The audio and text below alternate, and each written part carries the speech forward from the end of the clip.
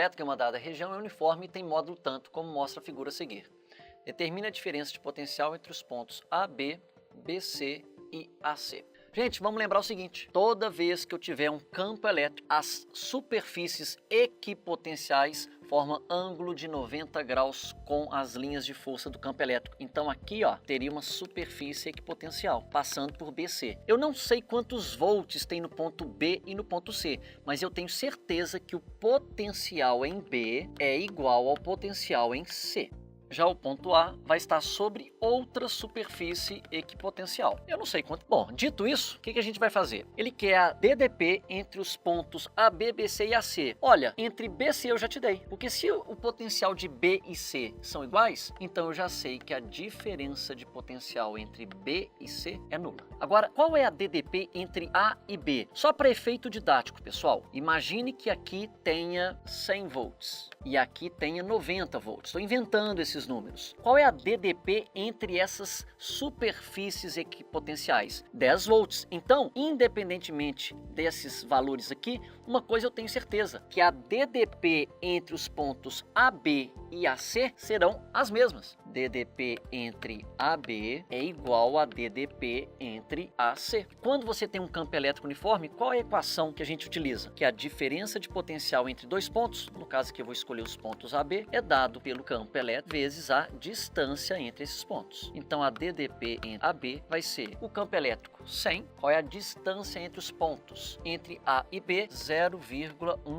metros. Então essa DDP vale 10 volts. Então eu já tenho que a DDP de AB e de AC valem 10 volts e de BC, como eu já tinha dito, 0, ok? Então vamos para a letra B.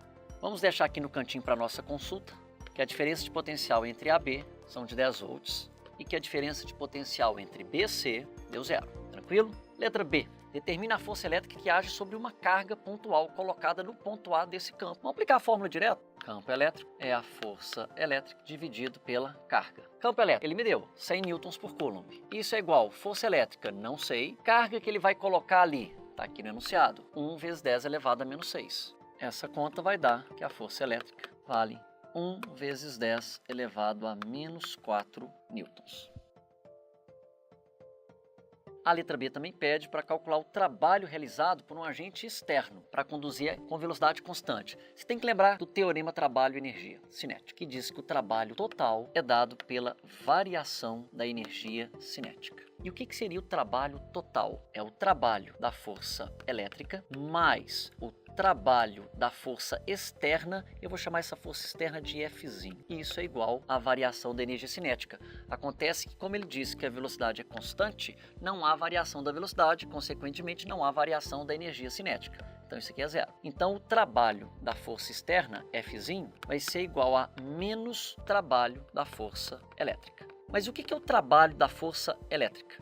Não é a diferença de potencial entre dois pontos? Por exemplo, A e B vezes a carga. Então teremos aqui que o trabalho da força externa vai ser igual a menos que multiplica. Trabalho da força elétrica vai ser a diferença de potencial entre os pontos AB vezes a carga. Ô Jax, mas espera aí, ele não está pedindo para calcular para ir de A até C? Mas vem cá, se eu calcular, olha aqui na figura, se eu calcular o trabalho para ir de A até B, eu já tenho o de A até C. Por quê? Porque o trabalho para ir de B até C é nulo, uma vez que não há uma diferença de potencial. Vou deixar indicado aqui, ó, o trabalho para ir de B até C será 0, porque não há uma DDP ali. Então, o trabalho da força externa vai ser menos que multiplica. Diferença de potencial entre A e B, calculamos no item A, tá aqui, 10 volts, vezes a carga Qzinho, 1 vezes 10 elevado a menos 6.